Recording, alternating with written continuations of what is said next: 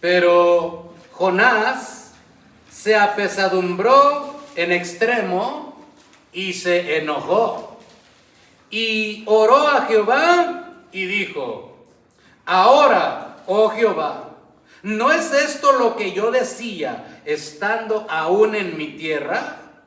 Por eso me apresuré a huir a Tarsis, porque sabía yo que tú eres Dios clemente y piadoso, tardo en enojarte y de grande misericordia, y que te arrepientes del mal. Ahora pues, oh Jehová, te ruego que me quites la vida, porque mejor es la muerte que la vida. Y Jehová le dijo: ¿haces tú bien en enojarte tanto? Y salió Jonás de la ciudad y acampó hacia el oriente de la ciudad, y se hizo allí una enramada, y se sentó debajo de ella a la sombra, hasta ver qué acontecería en la ciudad. Y preparó Jehová Dios una calabacera, la cual creció sobre Jonás, para que hiciese sombra sobre su cabeza, y le librase de su malestar. Y Jonás se alegró grandemente por la calabacera. Pero al venir el alba del día siguiente, Dios preparó un gusano, el cual hirió la calabacera y se secó. Y aconteció que al salir el sol, preparó Dios un viento solano, y el sol hirió a Jonás en la cabeza, y se desmayaba, y deseaba la muerte, y diciendo: mejor sería para mí la muerte que la vida. Entonces dijo Dios a Jonás: ¿tanto te enojas por la calabacera? Y él respondió: mucho me enojo, hasta la muerte. Y dijo Jehová: ¿tuviste tú lástima de la calabacera, en la cual no trabajaste, ni tú la hiciste crecer, que en espacio de una noche nació, y en espacio de otra noche pereció? Y no tendré yo piedad de Nínive, aquella gran ciudad donde hay más de 120,000 personas que no saben discernir entre su mano derecha y su mano izquierda, y muchos animales. Hasta ahí dejamos la escritura, hermano. Le ruego que ocupe su lugar. Muchas gracias. Aleluya. El tema el día de hoy: ¿es bueno tanto enojo? Porque esa fue la cuestión que el Señor le hizo a Jonás, profeta, pero profeta rebelde y desobediente. Porque Jonás muchas veces había servido a Dios, y Dios se complacía con el servicio del profeta. Pero fue hasta que el Señor trabajó con un asunto de criterio de Jonás que a Jonás no le pareció, y se puso a discutir con Dios, hermano. Y a Dios no se le discute, a Dios se le obedece. Y tuvo que aprender una lección muy, pero muy amarga. Yo le quiero decir algo, hermano. El reino de los cielos es un reino de gozo, no es un reino de amargura. Jonás vivía en una grande amargura teniendo un Dios de gozo, porque la Escritura nos dice que en la presencia de Dios hay plenitud de gozo. Dios es un Dios alegre. Estableció 7 fiestas en el pueblo de Israel para que continuamente se estuviera de fiesta el pueblo. Cuando el rey David habla en uno de los salmos que compuso, dice: yo me acuerdo que conducía al pueblo de Dios, a la casa de Dios, alegremente y en fiesta, porque no había razón para estar triste teniendo un Dios con tanto poder, teniendo un Dios con tanta gracia y sabiendo todas las cosas y pudiendo todas las cosas, no hay razón para estar triste ni estar amargado. Quien no lo conoce tendrá razón, pero quien lo conoce no tiene razón de estar amargado. Pero Jonás estaba con una amargura en su corazón y todo era, ¿sabe por qué? Por los pecadores. A Jonás no le molestaba obedecer a Dios. A Jonás lo que le molestaba era que Dios fuera tan bueno que perdonara hasta los más malvados. Y dijo, no, allí no estoy de acuerdo. ¿Cómo? ¿No estás de acuerdo? No. Pero ya recapacitaste, ya meditaste, ya pensaste si es bueno que te enojes tanto. Por eso que tú crees, por eso que tú piensas, ya meditaste si es bueno.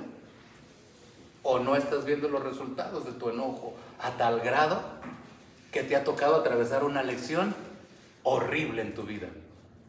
Porque antes de leer la escritura que usted y yo acabamos de leer, ya el Señor le había hecho estar en el vientre del pez. Ya el Señor le había dado la lección de su vida. Porque habiendo de obedecer, no quiso obedecer. Y en el capítulo 2 dice la escritura que el hombre es comido por un gran pez. Y literalmente dice, usted lee ahí después del verso 1 en adelante, en el contexto más adelante, dice que él estuvo muerto. Dice, me sacaste del sepulcro. Otras versiones lo hablan más claramente y dicen, realmente Jonás llegó a morirse. Pero Dios lo sacó de ahí porque tenía un plan. Y después de haber atravesado esta amarga experiencia, ¿qué cree? La amargura le siguió. No aprendió la lección. Y el Señor le dice, bueno, haces bien. En realidad, ¿crees que estás bien por enojarte tanto? Y es que podemos encontrar, hermano, en nosotros los seres humanos, personas que se enojan porque los demás fallan, que se enojan porque los demás son pecadores. Y dirá el Señor, haces bien en enojarte tanto, si a ti no te están ofendiendo, si a ti no te están causando ningún mal, si tú no has pagado nada por ellos. Tú, cuando viste a la calabacera crecer, le dijo al profeta, tú ni participaste, ni te costó nada, y te enojaste porque se murió. No habría yo de compadecerme de aquellos que no saben discernir nada de mí. Pero aún así hay gente que vive en amargura porque los demás fallan, hermano. Y el Señor preguntaría, ¿haces bien en enojarte tanto? Hay en estos tiempos, hermano, algunos eventos que han ocurrido en el planeta Tierra que han puesto a pensar a muchos. Yo escuché algunos comentarios por allí, entrevistaron a algunos sacerdotes, entrevistaron a algunos pastores, a algunos ministros, preguntándole su opinión si acerca de lo que estaba aconteciendo en Turquía era por causa que Dios los estaba castigando, si acerca de lo que estaba sucediendo en Brasil era porque Dios los estaba castigando. Algunos dijeron que sí, otros se fueron más profundos y opinaron y dijeron, la mayoría opinó, Dios está haciendo justicia. Y yo digo, ¿seremos tan justos nosotros que no merezcamos lo que les está sucediendo en Brasil? Y yo digo, no. ¿Seremos más justos nosotros que no merezcamos lo que les está sucediendo en Turquía? Y yo digo, no. Por su gracia, a nosotros no nos ha sucedido. Pero no porque nosotros lo merezcamos, sino porque Él es bueno. Porque Él es bueno. Y no porque aquellos lo merezcan, porque se soltaron versiones. Y algunos tienen bases y otros no. Algunos dijeron, es que antes de que temblara en Turquía, mataron a 24 cristianos. Eso no hay registro de que haya sucedido así. Solamente alguien lo mandó por las redes y algunos lo tomaron como verdadero, y entonces los cristianos vengativos de pronto les sale la amargura en su corazón. Impíos, mataron cristianos, que les caiga fuego del cielo. Hermano, la palabra no dice que los cristianos debemos de actuar así. La palabra del Señor dice que si alguno sufre, nosotros suframos con él. Que si alguno se alegra, nosotros nos alegremos con él. La versión de lo que sucedió en Brasil es por el carnaval, que andaban por allí satanizando, y sí, representaron cosas satánicas y colgaron a un hombre representando a Jesús humillantemente para nuestro Señor, y de pronto el hombre enfermó, se murió. ¡Qué bueno que se murió! ¿Para qué no ande jugando con...? Eso no es lo que nos mandó la Escritura. Porque no son más buenos ellos que yo. Porque si vamos a comparar el pecado de ellos con el pecado mío, estamos empatados, hermano.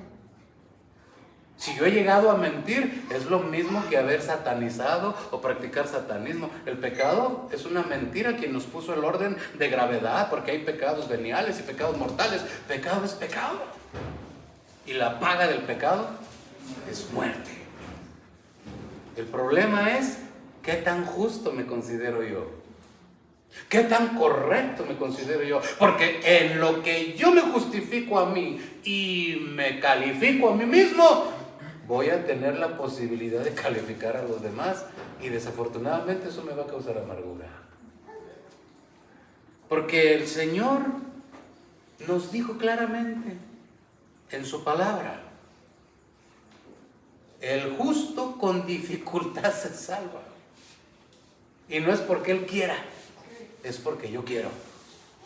Y aún estando justificado en el bautismo de nuestro Señor Jesucristo y practicando obedientemente muchos preceptos cristianos, algunos todavía podemos ser eliminados. Y no es que yo sea justo por mis acciones, soy justo por las acciones de Él. Y claramente lo que está sucediendo en el mundo, hermano, no tiene que ver con que Dios está castigando a la gente. Déjeme decirle algo. Es cumplimiento de la palabra de Dios, pero no es la ira de Dios todavía. Todavía estamos en la gracia de Dios. Todavía hay Espíritu Santo para ayudar a los que no saben discernir entre su mano izquierda y entre su mano derecha, y que van por caminos de perdición. Pero siempre van a aparecer muchos justicieros diciendo: ándele, qué bueno que se murieron, ándele por malvados, ándele por impíos. Así estaba Jonás, viviendo en una amargura, porque él sabía quién era Dios. Y se lo declaró: no, es que yo sé que tú perdonas a los malvados y por eso no quise obedecerte. Y dijo: ¿y a ti qué? ¿Y a ti qué? Si a mí me costaron, si yo pagué el precio. ¿Quién sufrió en la cruz? Jesucristo. ¿A quién avergonzaron? A Él, para que nadie se atribuyera el derecho de decir: yo quiero opinar en este asunto. A ellos no los salves. No, hazte un lado, lo hice yo. Yo pasé vergüenza, yo pasé dolor, yo pasé sufrimiento y humillaciones, y a mí me corresponde la opinión. Si yo quiero salvarlos, porque les recuerdo que la palabra de Dios dice: yo tendré misericordia del que yo tendré misericordia. Nosotros podemos opinar, tal vez, creer que alguien no merece, pero no es lo que yo crea. Es lo que está escrito. Dice 1 Corintios 4:6, para que aprendamos a no pensar más allá de lo que está escrito.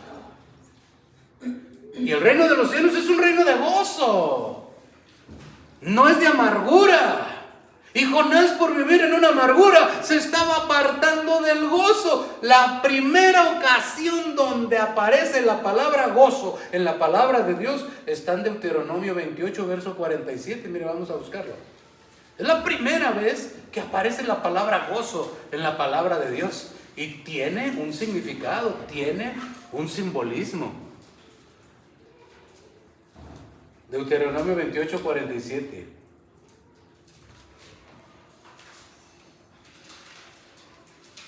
Miren lo que dice la palabra. Por cuanto no serviste a Jehová tu Dios con alegría y con gozo de corazón por la abundancia de todas las cosas, servirás por tanto a tus enemigos que enviará Jehová contra ti con hambre y con sed y con desnudez y con falta de todas las cosas, y él pondrá yugo de hierro sobre tu cuello hasta destruirte. Mire, servir a Dios con amargura es peligroso. Es mejor no involucrarse en las cosas de Dios si no hay gozo en nuestro corazón, porque el gozo del Señor es lo que nos fortalece para que no nos desanimemos, para que no nos desilusionemos, porque le voy a decir algo, todo ministerio tiene su Judas, y esto desanima a muchos. Al traicionero no lo vamos a encontrar. Si decidimos servir a Dios, nos vamos a encontrar con el traicionero. Eso está escrito. Y esto puede desanimar a muchos. Y la única forma que Dios tiene para alentarnos es el gozo. El gozo del Señor.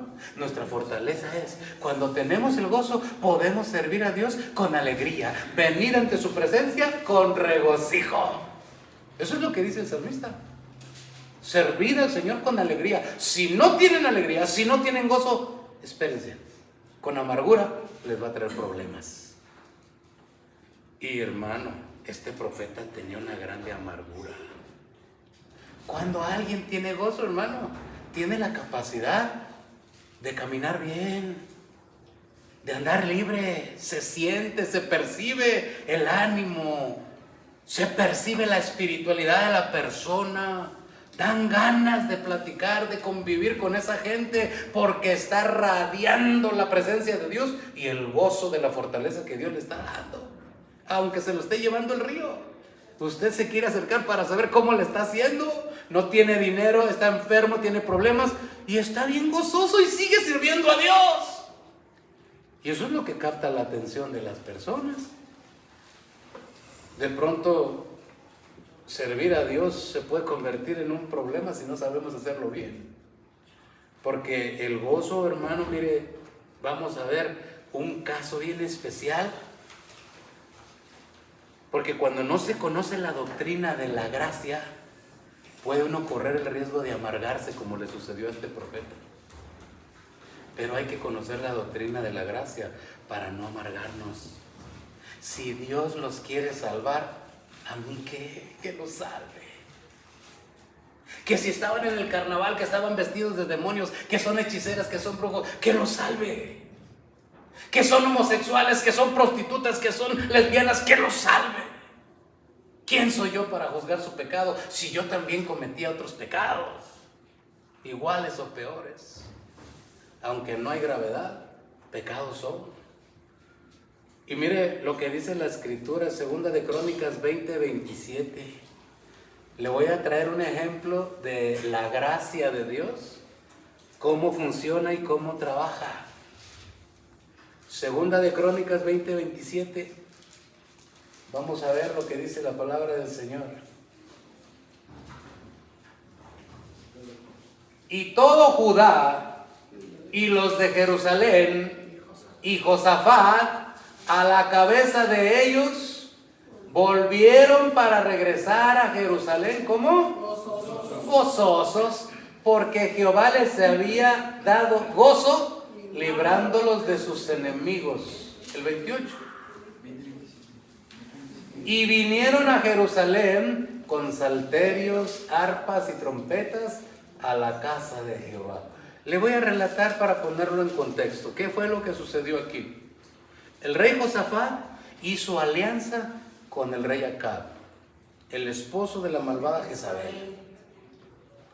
¿Cuál fue el problema? Es que querían pelear con los hijos de Amón, porque se habían levantado contra ellos. El reino del norte y el reino del sur se habían unido, entre comillas, como si fueran buenos hermanitos, aunque estaban distanciados, divididos, pero por el momento se unieron el rey Acab y el rey Josafat, el reino del norte y el reino del sur, contra los hijos de Amón. Y como Josafat era el mejor calificado y Acab era el descalificado, Josafat hizo una alianza indebida, no debería de haberse unido, pero se unió con el malvado y Dios no estaba de acuerdo. Mandaron traer al profeta, el profeta les dio las instrucciones y por la gracia, y todavía se lo recalcó y se lo dijo a los dos reyes: si no fuera porque estoy viendo el rostro de Josafat, yo no les ayudaba, pero porque este es un siervo de Dios.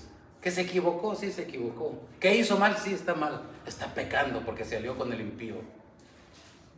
Pero les dio la instrucción y mandó a los levitas a que fueran a cantar delante de todo el pueblo: glorificad a Jehová, porque para siempre es su misericordia. Y así iban cantando todo el camino hasta llegar a enfrentarlos: glorificad a Jehová, porque para siempre es su misericordia. Y no hubo necesidad que peleara nadie.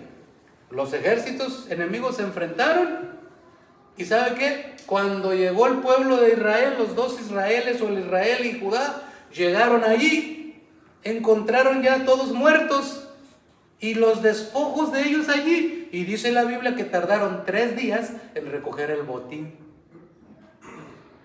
Lo que comenzó con una alianza indebida, la gracia de Dios lo transformó en una gran bendición para los dos pueblos. No lo merecían, estaban haciendo algo indebido y Dios terminó bendiciéndolos. Porque la palabra dice que Dios hace salir el sol sobre malos y buenos. Y así nos ha sucedido a usted y a mí. Hemos hecho cosas indebidas y Dios termina bendiciéndonos. Cuando nosotros teníamos miedo de que se enfermara nuestro hijo, de que perdiéramos el trabajo, de que algo nos fuera mal, y Dios terminó bendiciéndonos. Eso es gracia. No es que a Dios se le pasó, no es que a Dios le agradó, ay, después de todo no era tan malo. No, se llama gracia. No nos dieron lo que merecíamos. Y eso hay que entenderlo, porque cuando no se entiende la gracia que Dios tiene sobre otros, nos puede causar amargura a nosotros. Y servir a Dios con amargura es peligroso. Mire, le voy a traer otros ejemplos de gozo. Vamos ahora a Isaías 35:10, por favor.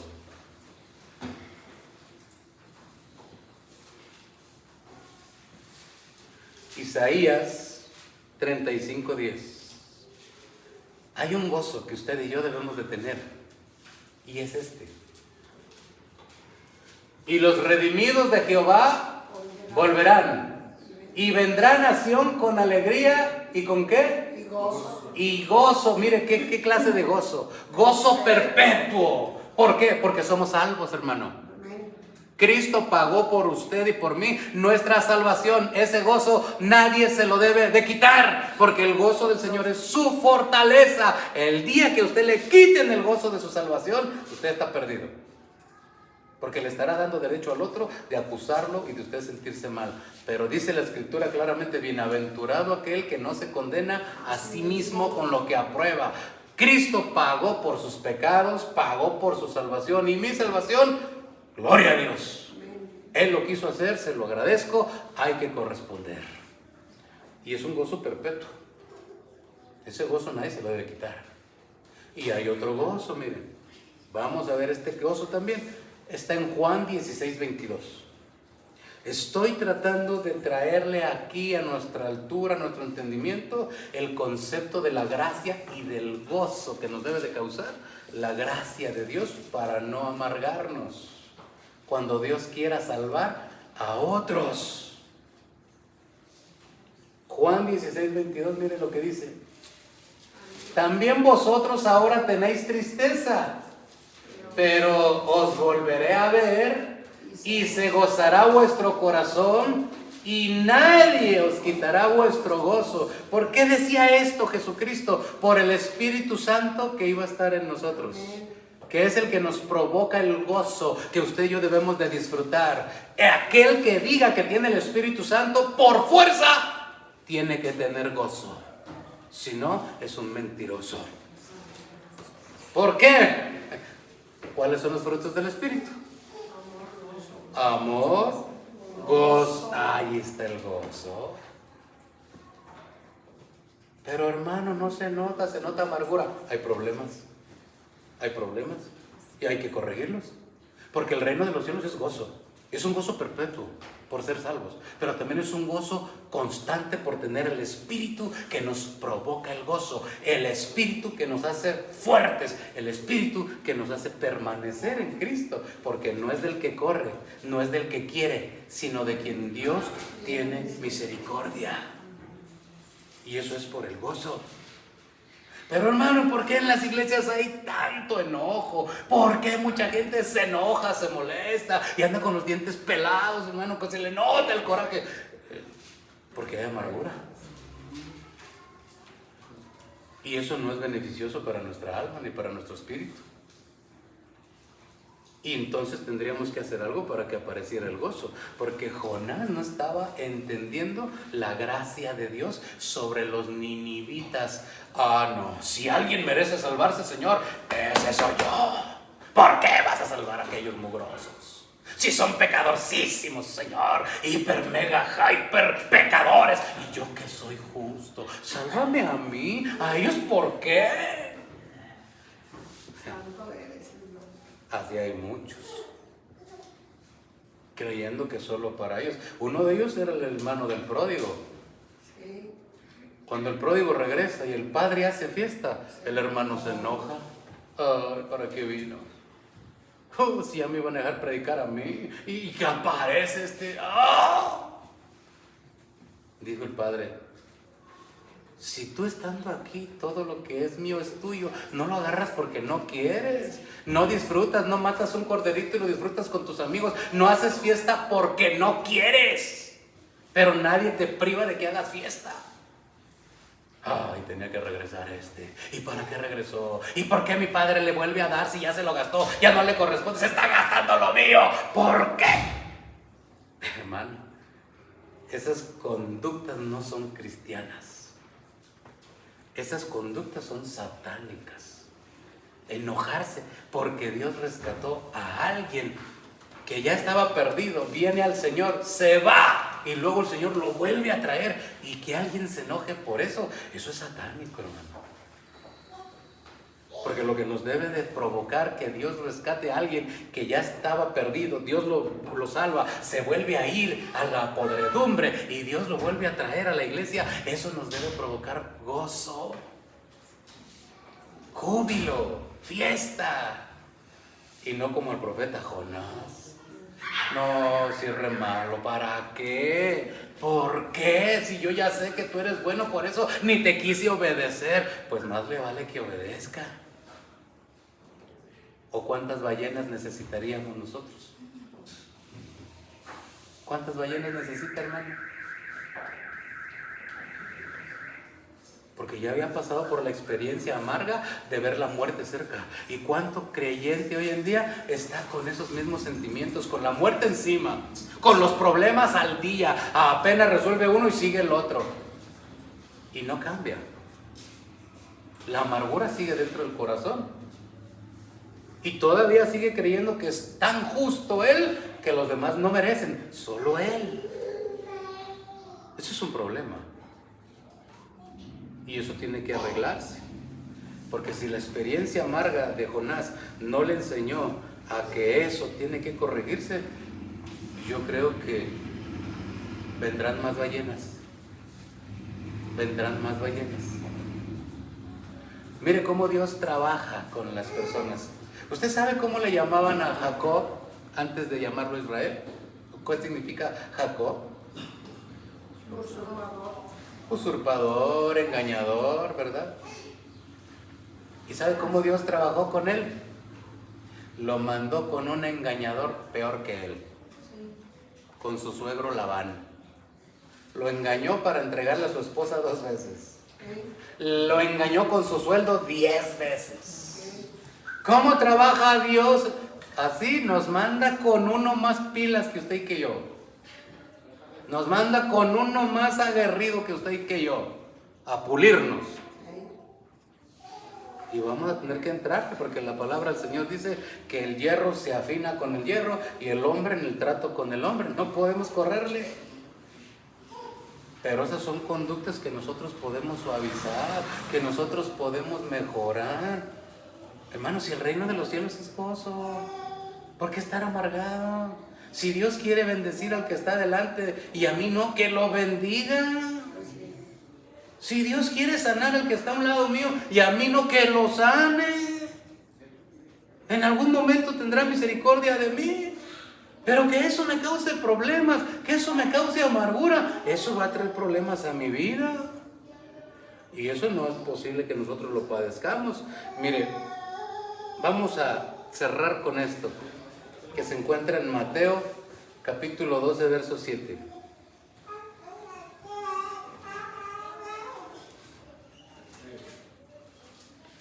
Mateo, capítulo 12, verso 7. Mire la opinión de Jesús. Y si supieseis qué significa misericordia quiero y no sacrificio, no condenaríais a los inocentes. Oh, esos mugrosos homosexuales, si no se arrepienten, al infierno. ¿Y qué si Dios los quiere cambiar? La escritura dice en Corintios que muchos de los corintios eran eso y Dios los transformó. Porque allí también el Señor aplica lo que aplicó cuando Él estaba aquí en la tierra. Y aquí en la tierra alguien lo estaba juzgando porque estaba Jesús. Fíjese con quién le gustaba juntarse, con ellos. Y Jesús, estando sentado con ellos, estaba alguien que le estaba juzgando. Y desde adentro grita el Señor: ¡Ey! Los que están sanos no tienen necesidad de médico. Si estoy con ellos es porque me necesitan. Si tú no me necesitan, pues lo siento, pero ellos sí me ocupan. Porque es donde Dios quiere estar. Porque Él vino a rescatar lo que se había perdido. Pero hay gente que se molesta. Ay, esos musulmanes. Ay, esos homosexuales. Esas lesbianas. Horrible raza que han venido a pisar la tierra. Hermanos, si Dios tiene almas allí, que las salve. Y si me va a usar a mí, bendita la hora, que me dé la capacidad para saber cómo hacer para que ellos puedan entrar a la salvación. Pero no puedo pretender ser tan justo sin entender lo que Cristo dijo. Si entendieras, si supieras lo que es misericordia quiero, y no tus esfuerzos, no tus sacrificios, que son solamente eventos religiosos, porque estás descalificado de todos modos. Fariseo vendrían a decirme, porque esas obras solamente agradarían a los religiosos, pero no a Dios. A Dios le agrada la misericordia y no el sacrificio. La atención, prestar atención más que la grosura de los carneros. Dios es bueno. Y la amargura tendrá que estar lejos de los hijos de Dios. No somos tan buenos para descalificar a otro, hermano. Usted no es tan bueno, usted no es tan buena para andar descalificando a nadie. Es Dios el que tiene la última palabra sobre la vida de los suyos. No yo, no usted, será Dios.